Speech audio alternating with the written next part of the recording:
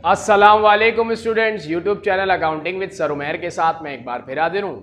Students, आज मैं आपको इनकम स्टेटमेंट जो कि एडीसी पार्ट 1 अकाउंटिंग का टॉपिक है, इसका एक और सोल्यूशन करके दिखाऊंगा। लेकिन वीडियो देखने से पहले अगर आपने मेरे यूट्यूब चैनल को सब्सक्राइब ना किया हो तो सब्सक्राइब कर लें, ताकि हर नई आने वाली वीडियो का आपको नोटिफिकेशन मिल सके। स्टूडेंट्स, ये क्वेश्चन 2011 प्राइवेट क्वेश्चन नंबर 1 है, जो मेरे लेफ्ट पर आपको नजर आ रहा होगा। क्वेश्चन रीड करें तो इसमें the following is the pre closing trial balance of Yasir and company on December 31, 2010।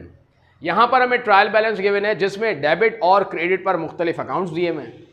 Then addition information for adjustments, और कुछ एडजस्टमेंट्स हमें गिवन है।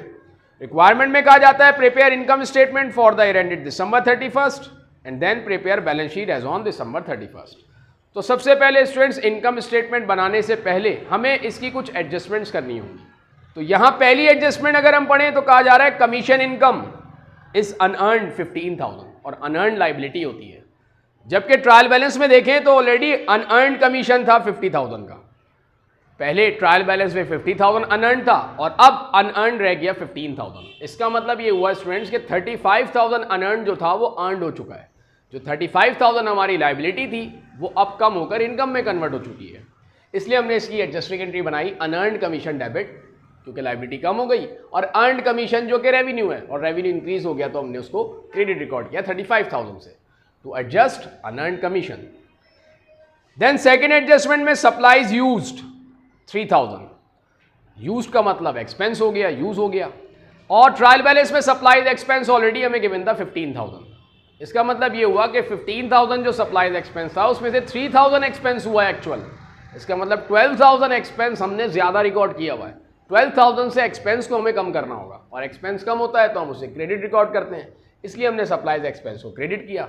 और इसका मतलब ये हुआ कि 12,000 जो सप्लाईज हैं वो स्टिल हमारे हाथ में है, ऑन हैंड है, वो एसिड है वो, इसलिए हमने सप्लाईज को डेबिट रिकॉर्ड किया 12,000 से। देन थर्ड एडजस्टमेंट में कमीशन रिसीवेबल 14,000। रिसीवेबल एसिड होता है और एसिड इंक्रीज हो रहा है, और एसिड जब भी इंक्रीज होता है स्टूडेंट तो हम उसे डेबिट रिकॉर्ड करते हैं, इसलिए हमने कमीशन रिसीवेबल को डेबिट रिकॉर्ड किया 14,000 से। और रिसीवेबल तब होता है जब हमने इनकम अर्न की होती है, क्योंकि जब अक्रूड इनकम होती है, और अक्रूड इनकम का मतलब रिसीवेबल है, मतलब हमने अर्न तो कर लिया लेकिन रिसीव नहीं हुआ, और चूंकि इनकम हो गई इसलिए हमने कमीशन इनकम को क्रेडिट रिकॉर्ड किया 14,000 से। नरेशन बनाई to adjust the accrued commission income. Then fourth adjustment prepaid rent 25,000, जबकि ट्रायल बैलेंस में रेंट एक्सपेंस है 40,000। इसका मतलब ये हुआ कि जो 40,000 हमने एक्सपेंस रिकॉर्ड किया हुआ है वो ज़्यादा है, उसमें स्टिल 25,000 प्रीपेड है, इसलिए हम 25,000 से एक्सपेंस को कम करेंगे। इसीलिए रेंट एक्सपेंस को 25,000 से क्रेडिट करेंगे, और 25,000 एक्सपेंस कम हुआ है, इसका मतलब स्टिल प्रीपेड है, एसिड है, प्रीपेड रेंट को डेबिट करेंगे 25,000 से। नरेशन बनाएंगे to adjust the rent expense account. Then fifth adjustment में सैलरी पेबल 5,000, ये आउटस्टैंडिंग सैलरी है, मतलब आउटस्टैंडिंग एक्सपेंस है ये, जबकि ट्रायल बैलेंस में ऑलरेडी सैलरीज एक्सपेंस रिकॉर्ड हुआ है, और अब हमसे कहा जा रहा है कि ये सैलरी स्टिल पेबल है। पेबल मतलब मजीद एक्सपेंस हो गया लेकिन हमने पे नहीं किया, एक्सपेंस इंक्रीज हुआ इसलिए हमने सैलरीज एक्सपेंस को डेबिट रिकॉर्ड किया 5,000 से, और चूंकि पेबल है लाइबिलिटी है, और लाइबिलिटी जब भी इंक्रीज होती है तो हम उसे क्रेडिट साइड रिकॉर्ड करते हैं, इसलिए हमने सैलरीज पेबल को क्रेडिट रिकॉर्ड किया 5,000 से। नरेशन पास करेंगे to adjust the unpaid salaries account. Then advertising prepaid 43,000, जबकि ट्रायल बैलेंस में प्रीपेड एडवर्टाइजिंग के मैंने 90,000। प्रीपेड एडवर्टाइजिंग 90,000 था, अब इसमें प्रीपेड एडवर्टाइजिंग रह गया 43,000। इसका मतलब ये हुआ कि जो 47,000 प्रीपेड एडवर्टाइजिंग है वो एक्सपेंस कन्वर्ट हो चुकी है। एडवर्टाइजिंग एक्सपेंस डेबिट रिकॉर्ड किया 47,000 से, और चूंकि एक्सपेंस इंक्रीज हो गया तो प्रीपेड एसिड जो था वो डिक्रीज हो गया, और प्रीपेड एसिड डिक्रीज होकर क्रेडिट रिकॉर्ड किया हमने 47,000 से। नरेशन पास की to adjust the prepaid advertising expense account. तो ये स्टूडेंट्स हो गई इसकी एडजस्टिंग एंट्रीज। अब हम स्टूडेंट्स इनकम स्टेटमेंट बनाएंगे। ये इनकम स्टेटमेंट भी स्टूडेंट्स ट्रेडिंग बिजनेस की है। तो सबसे पहले इनकम स्टेटमेंट में हमने सेल्स की 11 लाख रुपए की, इसमें ऑल दो cell return sale discount given नहीं है, इसलिए हमने यही नेट सेल कंसीडर कर ली 11 लाख रुपए। लेस करेंगे इसमें से हम कॉस्ट ऑफ गुड सोल्ड, जो हमने 11 लाख रुपए की सेल की मर्चेंडाइज ड्यूरिंग द ईयर, उसकी टोटल कॉस्ट क्या थी, तो वो थी 7 लाख रुपए। माइनस किया तो ग्रॉस प्रॉफिट आ गया 4 लाख रुपीस। यानी सेल करने पर 4 लाख का हमें मुनाफा हो गया। देन लेस करेंगे इसमें से ऑपरेटिंग एक्सपेंसेस, यानी बिजनेस चलाने के लिए जो ऑपरेटिंग एक्सपेंसेस हैं अब वो हम इसमें से माइनस करेंगे। तो ट्रायल बैलेंस में सैलरीज एक्सपेंस गिवन है 55,000 और हमने एक एडजस्टमेंट बनाई थी, उसमें सैलरीज एक्सपेंस डेबिट रिकॉर्ड हुआ था 5,000 से, इसका मतलब एक्सपेंस इंक्रीज हो गया। 55,000 प्लस 5,000 टोटल सैलरीज एक्सपेंस हो गया 60,000, तो वो हमने 60,000 सैलरी एक्सपेंस लिया। देन सप्लाईज एक्सपेंस जो कि ट्रायल बैलेंस में गिवन है 15,000, लेकिन हमने एक एडजस्टिंग बनाई थी जिसमें सप्लाईज एक्सपेंस को हमने 12,000 से क्रेडिट किया था। इसका मतलब ये हुआ कि जो एक्सपेंस है वो कम हो गया। तो 15,000 जो सप्लाईज एक्सपेंस था उसमें से 12,000 जब हमने माइनस किया तो एक्सपेंस जो एक्चुअल रह गया सप्लाईज का वो 3,000 रह गया, तो वो 3,000 हमने सप्लाईज एक्सपेंस ले लिया। देन रेंट एक्सपेंस जो कि हमें 40,000 गिवन है ट्रायल बैलेंस में, लेकिन एक एडजस्टमेंट थी प्रीपेड रेंट की जिसकी कि हमने एडजस्टिंग बनाई थी, prepaid rent debit rent expense credit 25,000 से। तो जो रेंट एक्सपेंस था 40,000 ट्रायल बैलेंस में, उसमें से हमने रेंट एक्सपेंस जो एडजस्टमेंट में क्रेडिट हुआ वो माइनस किया। 40,000 में से जब हमने 25,000 माइनस किया तो जो रह गया रेंट एक्सपेंस वो 15,000 रह गया, जो कि हमने यहाँ ले लिया 15,000। देन एक एडजस्टमेंट हमने बनाई थी एडवर्टाइजिंग एक्सपेंस की, जो कि एडजस्टिंग बनी थी एडवर्टाइजिंग एक्सपेंस डेबिट और प्रीपेड एडवर्टाइजिंग क्रेडिट 47,000 से। तो जो एडवर्टाइजिंग एक्सपेंस था 47,000 वो हमने यहाँ ले लिया। स्टूडेंट्स यहाँ पर हम दोनों एक्सपेंस लेंगे, जो ट्रायल बैलेंस में है वो भी और जो एडजस्टमेंट में है वो भी। अगर कोई एक्सपेंस ट्रायल बैलेंस में है एडजस्टमेंट में नहीं है तो वो एज इट इज ले जाएंगे, अगर कोई एडजस्टमेंट में है ट्रायल बैलेंस में नहीं है तो भी एज इट इज ले जाएंगे। लेकिन अगर ट्रायल बैलेंस में भी एक्सपेंस हुआ, वही सेम अकाउंट एक्सपेंस एडजस्टमेंट में भी हुआ, तो फिर हम उसे या तो प्लस करके अमाउंट या फिर माइनस करके लेके जाएंगे। हम प्लस तब करेंगे जब एक्सपेंस एडजस्टमेंट में डेबिट हुआ, तो ट्रायल बैलेंस का एक्सपेंस और एडजस्टमेंट का एक्सपेंस टोटल करके यहाँ ले जाएंगे। लेकिन अगर एडजस्टमेंट में एक्सपेंस क्रेडिट हुआ तो ट्रायल बैलेंस के एक्सपेंस में से एडजस्टमेंट के एक्सपेंस को माइनस करने के बाद जो अमाउंट होगा वो हम यहाँ ले जाएंगे। तो यहाँ पर स्टूडेंट टोटल ऑपरेटिंग एक्सपेंस हो गए 125,000, ग्रॉस प्रॉफिट 4 लाख, इसमें से 125,000 ऑपरेटिंग एक्सपेंस माइनस किया और यूँ नेट प्रॉफिट आ गया 275,000। अब हम ऐड करेंगे इसमें अदर इनकम जिसमें कमीशन इनकम है।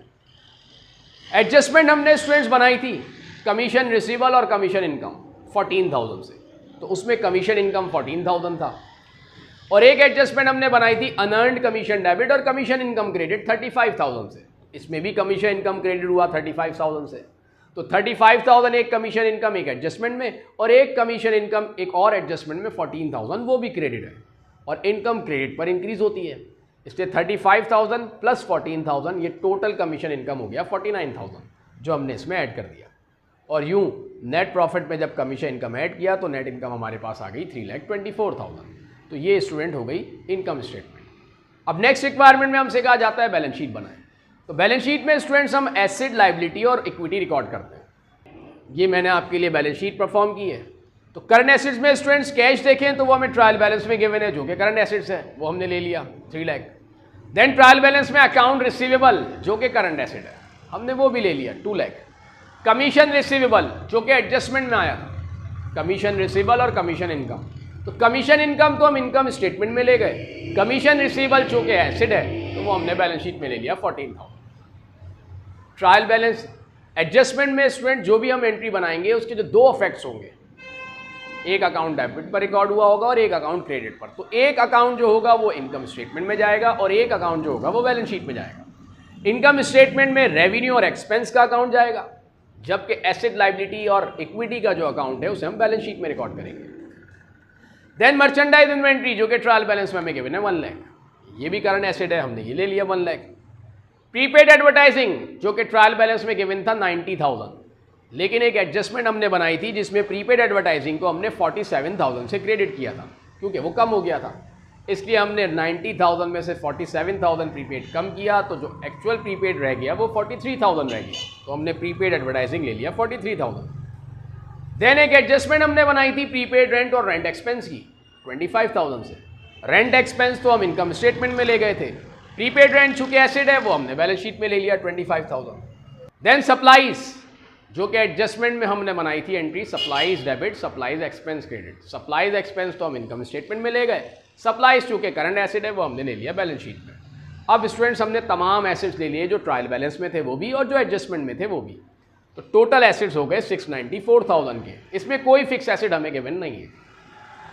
लाइबिलिटी साइड पर आ जाएं तो अकाउंट्स पेबल गिवन है हमें ट्रायल बैलेंस में 1 लाख जो कि करंट लाइबिलिटी है। देन सैलरीज पेबल जो कि एडजस्टमेंट हमने बनाई थी, सैलरीज एक्सपेंस डेबिट और salaries payable credit. Salaries expense तो हम इनकम स्टेटमेंट में ले जा चुके हैं, सैलरी पेबल चूंकि लाइबिलिटी है वो हमने ले लिया बैलेंस शीट में 5,000 से। देन एक एडजस्टमेंट हमने बनाई थी अनअर्न्ड कमीशन डेबिट और कमीशन इनकम क्रेडिट।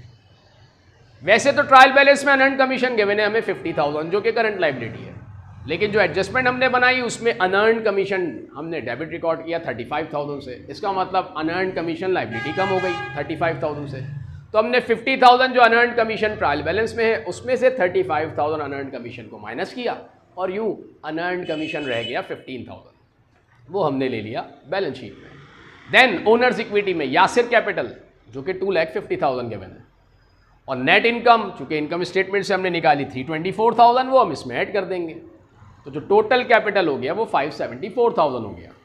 अगर यहाँ पर लॉस होता तो वो हम कैपिटल में से माइनस करते, और अगर ड्राइंग गिवन होती तो वो भी हम इसमें से माइनस करते क्योंकि ड्राइंग इक्विटी को डिक्रीज करती है, लेकिन चूंकि यहाँ पर ड्राइंग गिवन नहीं है तो ये 574,000 इक्विटी आ गई owners equity. Then current liabilities जो कि 1,20,000 है और ओनर इक्विटी 574,000 है। जब हमने इनको टोटल किया तो ये साइड भी हो गई 694,000 और यूँ टोटल एसेट्स बराबर हो गए टोटल इक्विटी के। तो स्टूडेंट ये बैलेंस शीट इस तरह से टाई हो गई। तो ये स्टूडेंट्स क्वेश्चन था जो कि मैंने आपको सॉल्व करके दिखाया। उम्मीद है आपको ये कॉन्सेप्ट क्लियर हुआ होगा। अगर आपको मेरी वीडियो पसंद आए तो मेरे चैनल को ज़रूर सब्सक्राइब कर लें ताकि आने वाली नई वीडियोस का आपको नोटिफिकेशन मिल सके। नेक्स्ट वीडियो तक के लिए स्टूडेंट्स मैं अब आपसे इजाज़त चाहता हूँ। अल्लाह हाफिज़।